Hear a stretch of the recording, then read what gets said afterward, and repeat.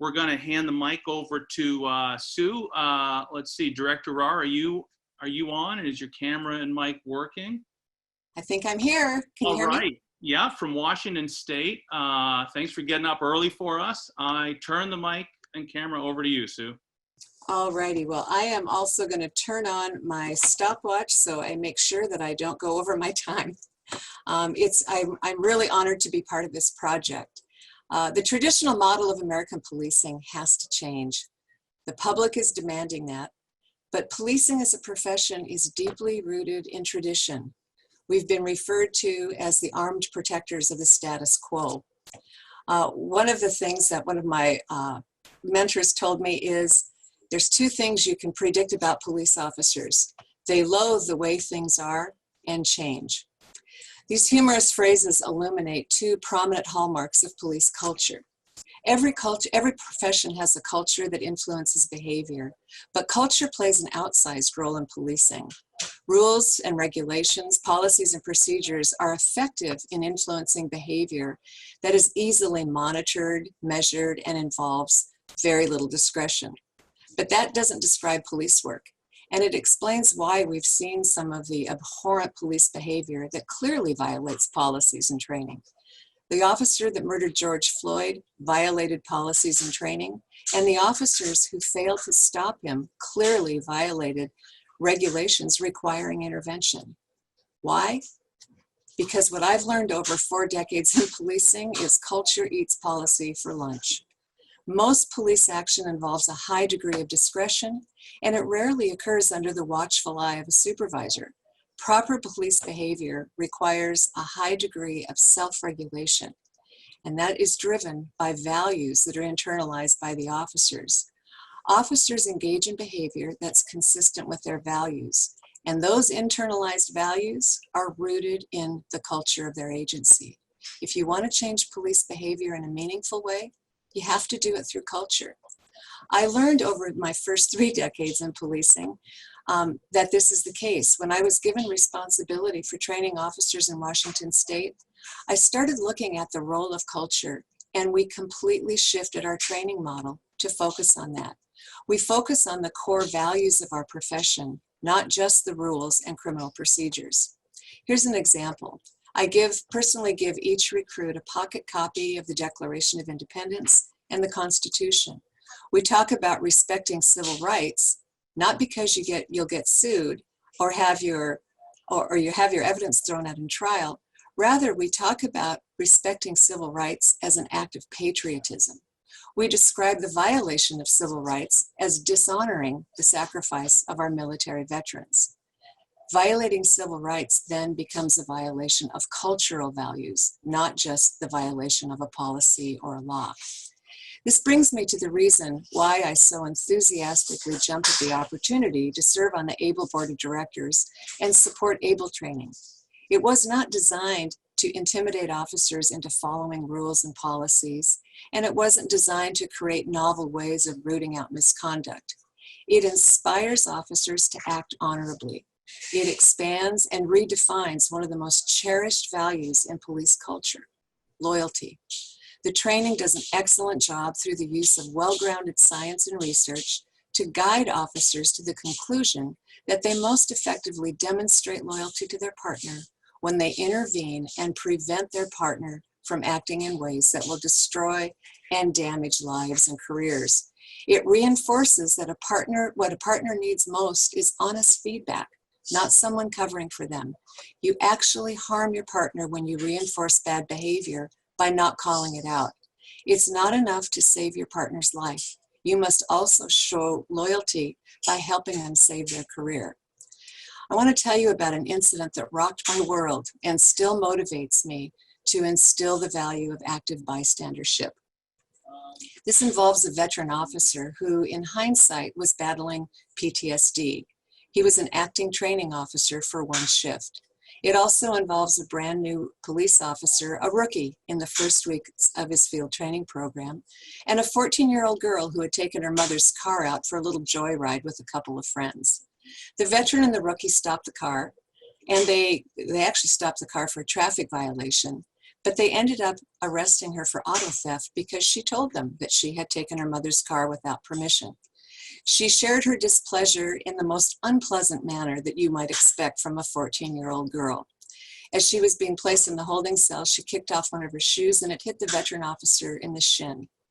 After listening to her mouthing off for almost a half an hour, he lost his cool and assaulted the officer in the holding cell. The rookie stood by, not knowing what to do.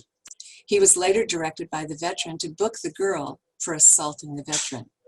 The rookie followed orders reluctantly and booked the victim of the assault for assaulting a police officer. The rookie then went home and spent a sleepless night wrestling with his conscience. The next morning, he decided to go to a sergeant and report what happened. But by then, it was too late. The holding cell video had already been discovered and an investigation was underway. The veteran officer was criminally charged, lost his job, and the rookie was suspended and nearly lost his job. And of course, the 14-year-old girl, although she recovered from her injuries, has an abiding distrust of police. In hindsight, if only we had recognized and more effectively intervened when the veteran officer showed signs of PTSD, and if only the rookie had been trained better about how to speak up and where to find support, this entire incident could have been avoided. If only. Intervening is hard for everyone. It's especially hard for cops. One of the most important facets of ABLE training is that it gives students practical skills and practice to step up and step in and intervene. It gives leaders guidance in implementing both policies and building culture that supports active bystandership.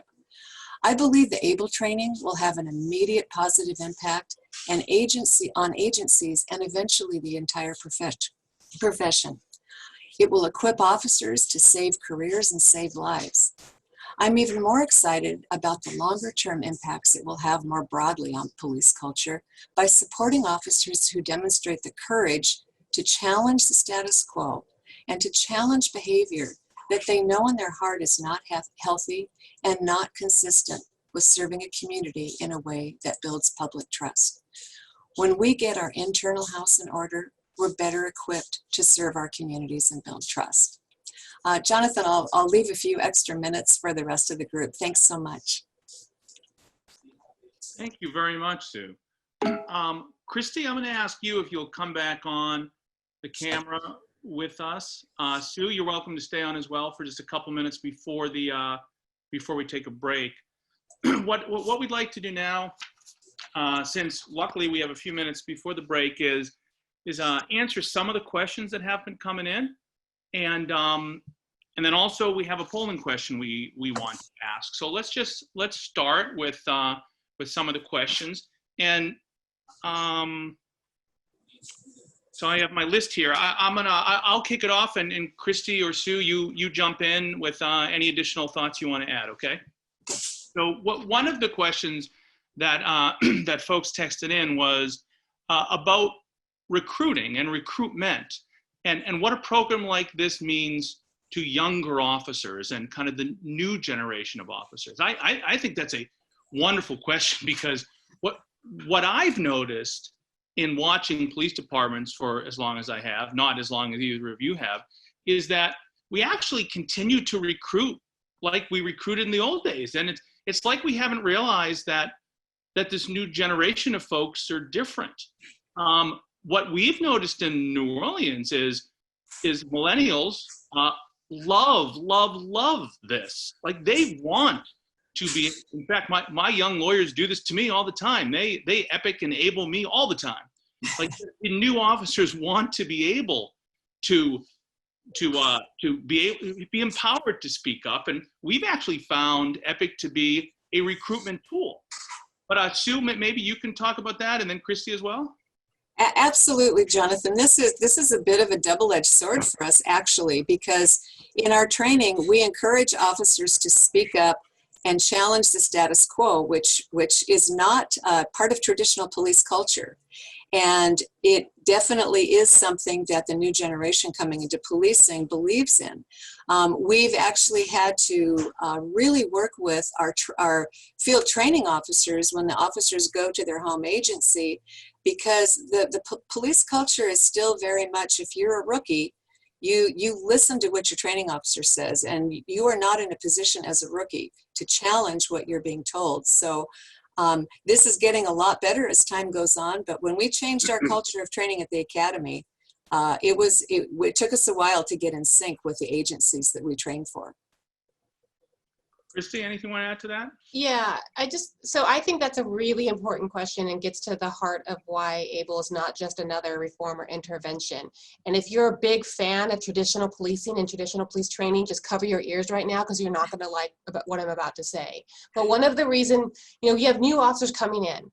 They're more likely to have more education. They're used to critical thinking and challenging each other and having discussions. They've been raised in a world where it's not taboo to talk about mental health needs. They've often been exposed to ideas of restorative justice and those sorts of conversations.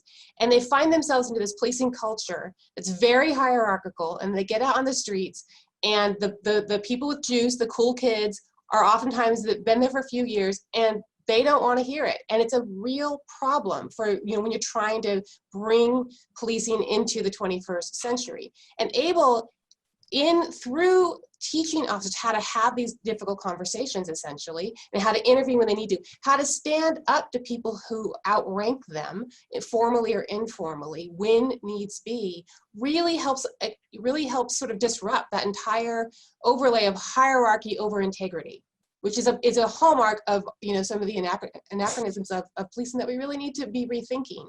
So ABLE's not only going to help you with the actual intervention part of your police culture, but also just sort of getting people to think about what does it mean to have integrity and to be a police officer. What does that mean in terms of when I need to speak up and when I don't?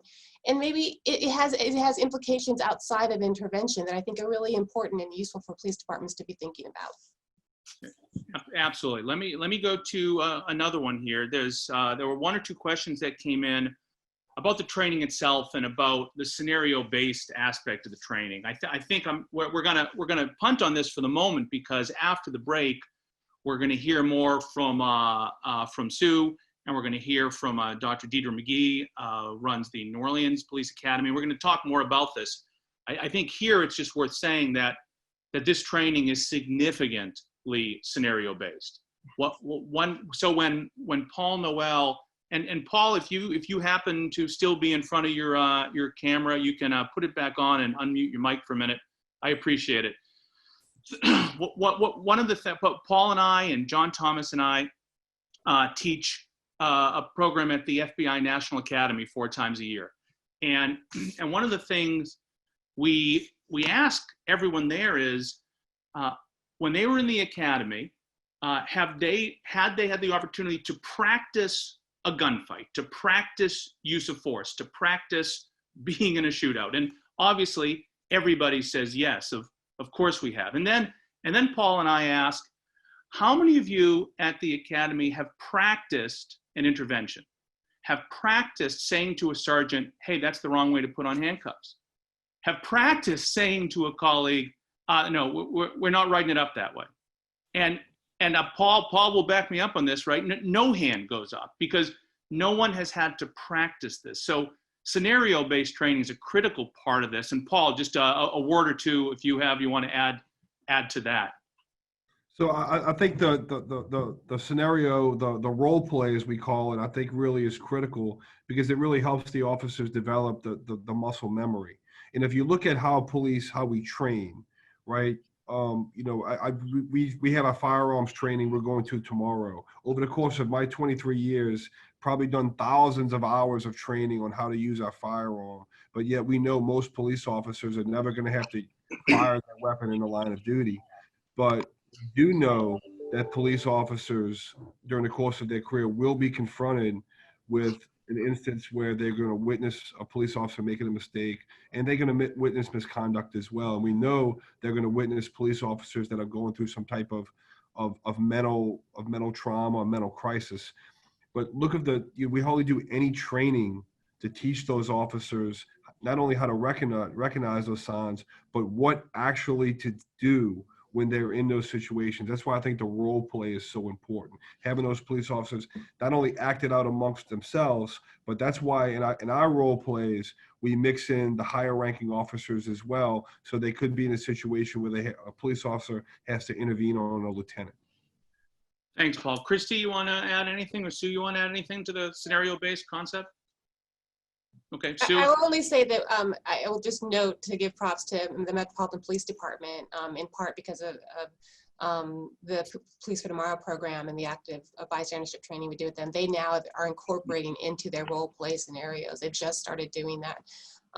So that just as Chief Noel says, you actually need to practice so you have that muscle memory of, oh my gosh, in their role play, it's a sergeant who does something wrong. And they're still in the academy, like, what do I do? So it's a great opportunity for them to really be confronted immediately with something that, as you know, they will have to confront at some point during their career.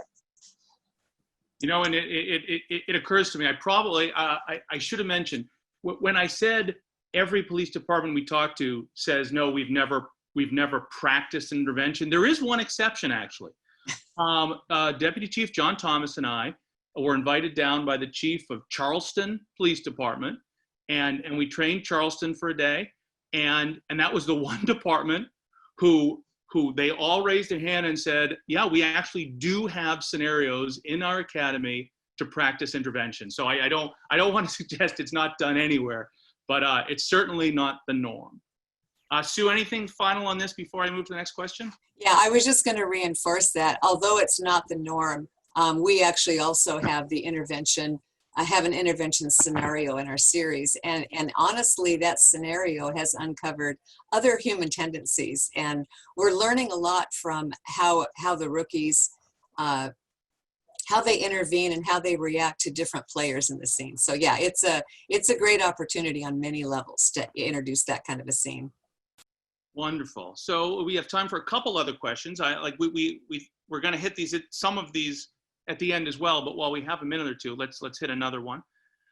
So one of the questions that came in, actually 2 questions came in asking about smaller departments and how this works the same or differently in a smaller department.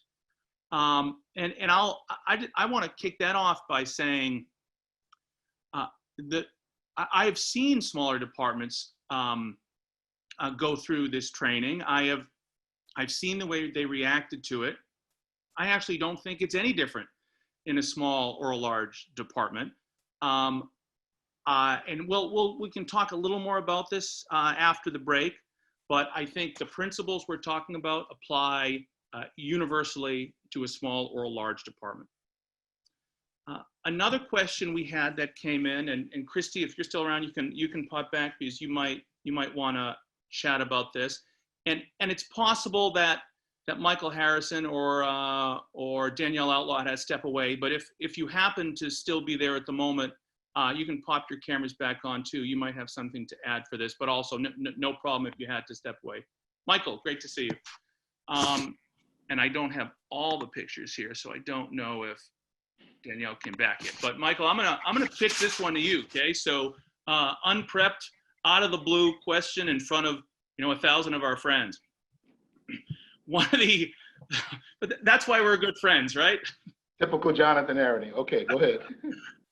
So one of the questions that came in is, how can cities and counties, meaning mayors, county council, county managers, executive managers, how can the non-police decision makers help drive EPIC ABLE throughout the country? And to me, that's a good question, because as I look around, I see cities and counties demanding intervention, but not thinking through that it needs to be trained.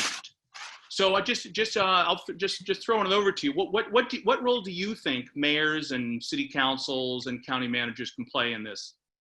First of all, that's a great question. Having now worked for going on 5 mayors over the past couple of years, they play a very important role, because they actually can control the climate in the community and help bridge the gap and help foster and build relationships between their police departments and communities by endorsing peer intervention programs like EPIC, like ABLE, and really take more of a leadership role in supporting it, because it's the type of program, it's the type of training, it's the type of police performance that actually builds trust, builds legitimacy, saves careers, saves injury and harm to community.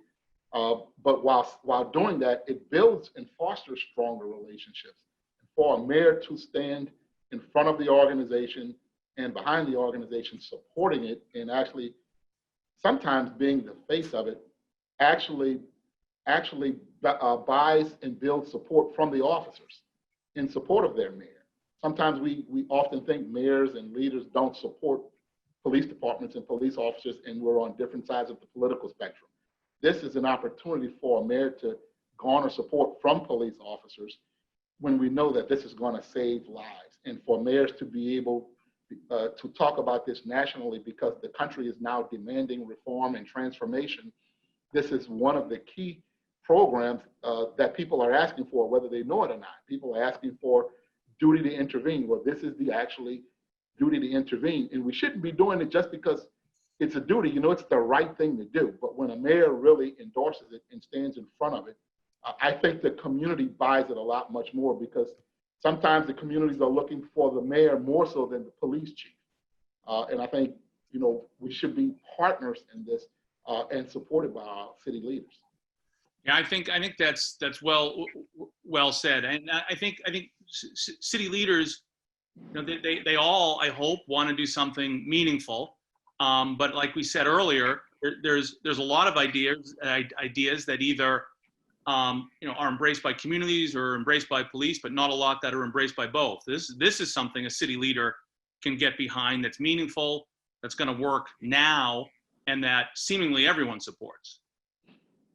Absolutely, and I think once a mayor or a county executive gets behind the police department and really endorses a peer intervention program like this, it makes it much easier for the police department to be able to tout its successes and its intervention moments when we want to talk about that to the community, and it gives us so much more credibility when the mayor is pulling in other support, and we can build on that political capital, as opposed to just the police department doing it alone and then having to go convince its elected officials that it works or that it doesn't work. Absolutely. Michael, thank you for jumping back on. I appreciate it. Now, we're going to do one last thing here before our break. And so just before Christy describes that, so we're going to break at 12:15, and it's going to be a 15-minute break. So go and refill the cup of coffee or whatever it is you need to do. And then when we come back, we're going to hear from Dr. Staub. We're going to hear from rank and file police officers. We're going to hear from Dr. Devoskin. We're going to hear from community members we talked about. And then we're going to talk in more detail about kind of what training active bystandership means and is. And then we'll make sure we end with some very concrete next steps and tell you about the coming events. So with that in mind, Christy, leading us into the break, you want to describe our polling question? But you're on mute, so you have to do that first. So, and let me can I just add in one word to what we were talking about with what others people besides law enforcement can do on this issue, advocating for this issue. One of the things I think many of us have noticed is that there's a large gap between the rhetoric that's being used for how police transformation needs to happen and the actual proposals being put on the table. And I'm concerned that a lot of communities and police departments will be frustrated that change is not as forthcoming for a lot of reasons. It's a different topic, a bigger topic than today's program. But this is something that communities should be demanding and can be demanding, and that is, you know, relatively easy to understand, and that communities and police departments can undertake pretty much immediately. And especially right now with you know, the economy that is facing us, and the fact that we are committed to providing this training for free, it should be something that is feasible in your community. So that's, I would encourage communities who are looking for meaningful changes to make, to include this in their menu of reforms that they want. So the polling question, speaking of training, we are designing the training right now, and one of the actual sort of implementation of the train the trainer training, and we recognize that this training will be brought back to departments across the country. And we are hoping that this will happen this fall, starting in September, October, November. The polling question for you, which should appear on your screen next to your Q&A button at the bottom, is if you were to provide ABLE training to your agency this fall, would you provide it in person or online? That will help us ensure that we develop the training in the way that most agencies plan to use it. So if you can please vote on that before you head off on your break, we would very much appreciate it. It would help us with our training development. And then we ask you to please come back for the break, from the break by 12:30 after answering that polling question. Thank you all so much. Thanks, everybody. We've got a 15-minute break now, and panelists can just keep their cameras off and keep their mutes on, so the world doesn't see, us trying to tend to our dogs, cats, and children. And we'll be back in 15 minutes, 12:30, to finish the event. Thanks, everyone.